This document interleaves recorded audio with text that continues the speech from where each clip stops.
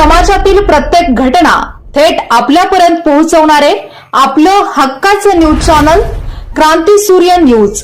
संपादक शशिकांत राजवंत। भिलवडी तालुका पोलीस येथे भिलवडी शिक्षण संस्थेच्या माजी अध्यक्षा व ज्येष्ठ समाजसेविका कैलासवासी डॉक्टर चंद्राताई शेनोलीकर यांच्या 29व्या स्मृतिदिनानिमित्त बाबासाहेब चितळे महाविद्यालयामध्ये इतिहास व मराठी विभागाच्या वतीने महाविद्यालयीन खुल्या मराठी वक्तृत्व स्पर्धेचे आयोजन शुक्रवार दिनांक 12 जुलै 2024 रोजी सकाळी 10:30 वाजता करण्यात आले होते। यावेळी या स्पर्धेचे उद्घाटक महाविद्यालयाचे प्राचार्य डॉक्टर दीपक देशपांडे तर या कार्यक्रमाचे अध्यक्ष डॉक्टर डी.पी. खराडे हे होते। यावेळी हास्यजत्राकार शरद जाधव, प्राध्यापक शिवाजी कुकडे, डॉक्टर सुरेश शिंदे, प्राध्यापक AN. Kengar, doctor SD. Kadam, प्राध्यापक एस.एन. खोत उपस्थित होते। यावेळी बोलताना कार्यक्रमाचे प्रमुख पाहुणे व उद्घाटक प्राचार्य डॉक्टर दीपक देशपांडे म्हणाले की वक्तृत्व कलेमुळे व्यक्तिमत्वाला नवी झळाळी येते। समाजाचे वर्तमान या वक्तृत्व स्पर्धेच्या निमित्ताने समोर यावे हा उद्देश समोर ठेवून स्पर्धेचे विषय निवडण्यात आले आहे। सध्या नवे शैक्षणिक धोरण काय आहे, त्याचे आव्हान काय आहे, तरुणांनी आपला विकास कसा करून घ्यायचा, कारण कोरोना महामारीने जगाचे अतोनात नुकसान केले आहे। ग्रामीण भाग उद्ध्वस्त झाला, आरोग्य, आर्थिक, सामाजिक, शैक्षणिक क्षेत्राचे अतोनात नुकसान केले। या सर्वांचा उहापोह समस्यांवर काही उपाय मिळतील हीच अपेक्षा ठेवून या स्पर्धेचे आयोजन केले आहे, असेही देशपांडे म्हणाले। या कार्यक्रमाचे अध्यक्ष डॉक्टर डी.पी. खराडे यांनी अध्यक्षीय मनोगत व्यक्त केले। यावेळी या स्पर्धेचे परीक्षक शरद जाधव, प्राध्यापक शिवाजी कुकडे यांनी स्पर्धेसंदर्भात मनोगत व्यक्त केले। या स्पर्धा यशस्वी करण्यासाठी कुमारी अनुजा वाघमारे, कन्या महाविद्यालय मिरज, तनुजा पाटील, कन्या महाविद्यालय इस्लामपूर, अश्विनी माने, डॉक्टर पतंगराव कदम कॉलेज रामानंदनगर, विकास उतरे हबिसेवाडी, हेमा सुपनेकर व अवंतिका स्वामी बाबासाहेब चितळे महाविद्यालय भिलवडी, श्रुती शरद शेळके, वैष्णवी शरद शेळके दुधोंडी, ऋतुजा पाटील भिलवडी, चारुदत्त माळी शिवराज महाविद्यालय गडहिंग्लज, चैतन्य कांबळे कर्मवीर हिरे महाविद्यालय गारगोटी, संकेत पाटील गडहिंग्लज, सानिका घाडगे भवानीनगर, प्रज्ञा श्रीकांत माळकर व शिवम संजय माळकर सांगली, श्रेया महेश शेटे भिलवडी, सुफिया नायकवडी चांदोली धरण, अजय सकटे कामेरी, सिद्धांत माने तासगाव या 19 स्पर्धकांनी स्पर्धेत सहभाग घेतला। यामध्ये संकेत कृष्णा पाटील सावळज प्रथम क्रमांक, द्वितीय क्रमांक शिवम संजय माळकर शिरोळ, तर तृतीय क्रमांक चारुदत्त महादेव माळी शिवराज महाविद्यालय गडहिंग्लज यांनी यश संपादन केले। तसेच प्रज्ञा श्रीकांत माळकर शिराळा व अवंतिका संतोष स्वामी भिलवडी यांनी देखील उत्कृष्ट असे सादरीकरण करून उत्तेजनार्थ क्रमांक पटकावला। या कार्यक्रमाचे स्वागत व प्रास्ताविक प्राध्यापक केंगार ए.एन. यांनी केले। सूत्रसंचालन डॉक्टर सुरेश शिंदे यांनी केले। नाव नोंदणी प्राध्यापक खोत एस.एन. यांनी केले। टाइम कीपर म्हणून डॉक्टर गाडे यांनी काम पाहिले, तर आभार डॉक्टर एस.डी. कदम यांनी मानले। यावेळी महाविद्यालयातील कला व विज्ञान विभागातील सर्व शिक्षक, शिक्षकेतर कर्मचारी, ग्रामस्थ व पालक मोठ्या संख्येने उपस्थित होते। पोहोचलं पाहिजे। आपल्या ज्या काही गरजा आहेत त्या मर्यादित ठेवून जास्तीत जास्त खर्च आपण हा शिक्षणामध्ये करायला हवा। ही प्रत्येक ग्रामीण विकासामध्ये सर्वांची ही जबाबदारी आहे। ग्रामीण विकासाचा विचार करत असताना अनेक समस्या आपल्या डोळ्यासमोर उभ्या राहतात। त्या निरक्षरतेच्या असतील, शिक्षण गळतीचे प्रमाण असेल, कृषी समस्या असतील, आरोग्य समस्या असतील, ग्रामीण भागामध्ये होणाऱ्या रोजगाराच्या समस्या असतील, या सर्व समस्यांवर जर नियोजन करायचं असेल, जर उपाय काढायचा असेल तर शिक्षण हे अत्यंत महत्त्वाचं आहे।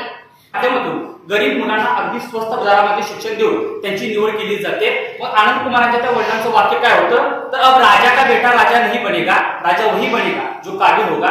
मग खऱ्या अर्थानं आता या नवीन शैक्षणिक धोरणामध्ये विद्यार्थ्यांना काबिल बनवण्याची क्षमता आहे का, आणि काबिल बनवून राजा बनवण्याची क्षमता आहे का? गल्लीत गोंधळ दिल्लीत मुजरा या मराठी चित्रपटामधला सर्वात दुर्लक्षित केला गेलेला डायलॉग कोणता असेल, तर मकरंद अनासपुरे चित्रपटामध्ये म्हणतात, आम्हाला कधीच राज्यशास्त्राच्या पुस्तकामध्ये आमदार कसे फोडायचे, बोगस मतदान कसं करायचं हे शिकवलं गेलेलं नाही। मग आता ही नवीन शैक्षणिक धोरणाची व्यवस्था आम्हाला शैक्षणिक ज्ञानाबरोबरच व्यावहारिक शिक्षण देण्यासाठी सुद्धा सक्षम आहे का, या प्रश्नाचा उहापोह करण्यासाठी या नवीन शैक्षणिक धोरणाची मांडणी करणं मला गरजेचं वाटू लागतं। शिक्षण ही बदलांची नांदी आहे हे सत्य स्वीकारून ते शिक्षण प्रक्रियेत होणारे बदल देखील आपण स्वीकारले गेले पाहिजेत आणि त्या बदलांचे एका विशिष्ट पद्धतीने अवलोकन करणे हे खरोखरच गरजेचे ठरते।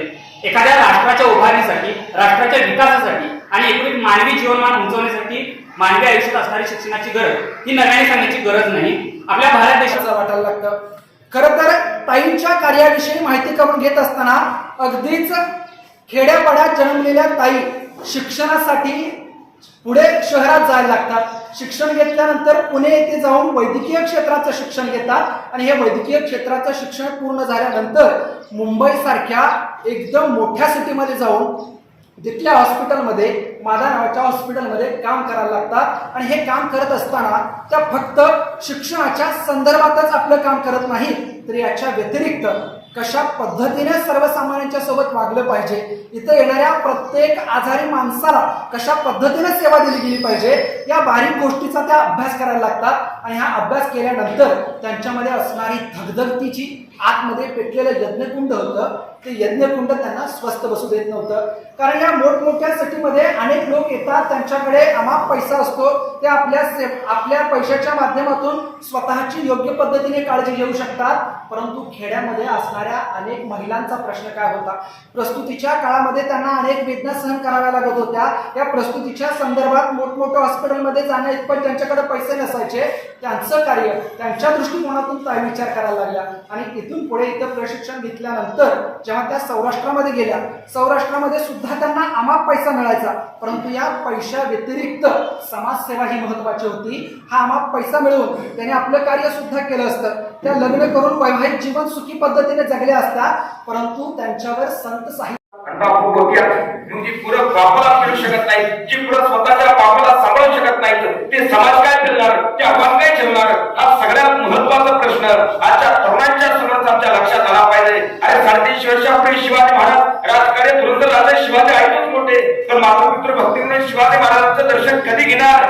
आमच्या तरुणांच्या पायखालची आईवडिलांच्या असणाऱ्या आनंदाची भांडी जवळ तुटलेली असेल तर आमच्या तरुणांनी आभाळात आणि आकाशामध्ये मुक्ताने संचाराने विहार केलेला असेल. ही सगळ्यात मोठी वस्तुस्थिती आहे. आमच्या तरुणांच्या वरात सहनशीलता नाही. खरं तर 350 वर्षापूर्वी मासाहेब शिवराजाने म्हटले असता शिवराजे नाहला कसा तर शिवराजांनी त्यांच्या भविष्यात शून्यातून विश्व उभाच केलं नसतं.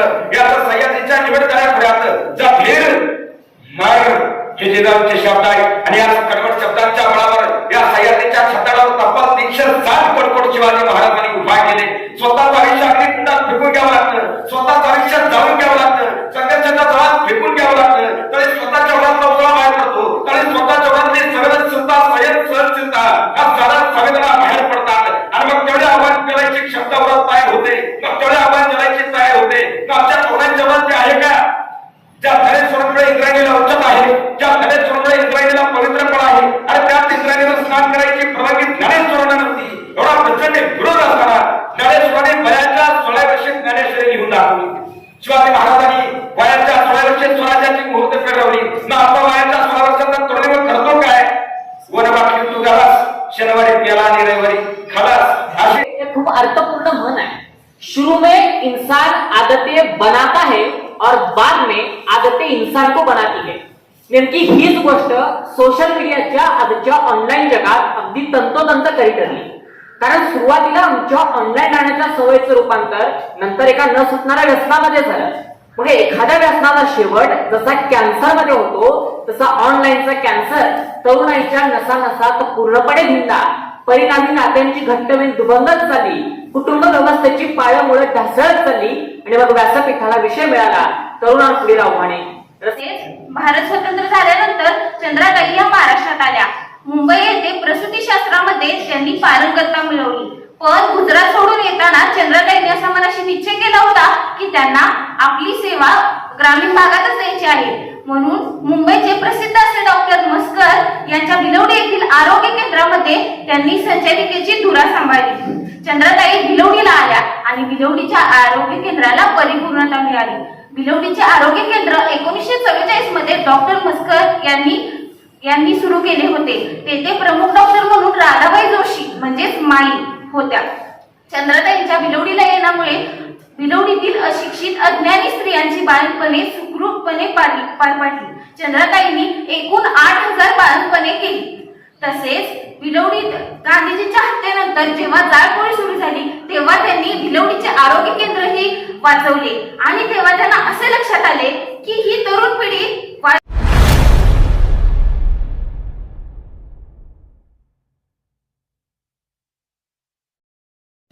क्रांती सूर्य न्यूज, संपादक शशिकांत राजवंत. सबस्क्राईब करा.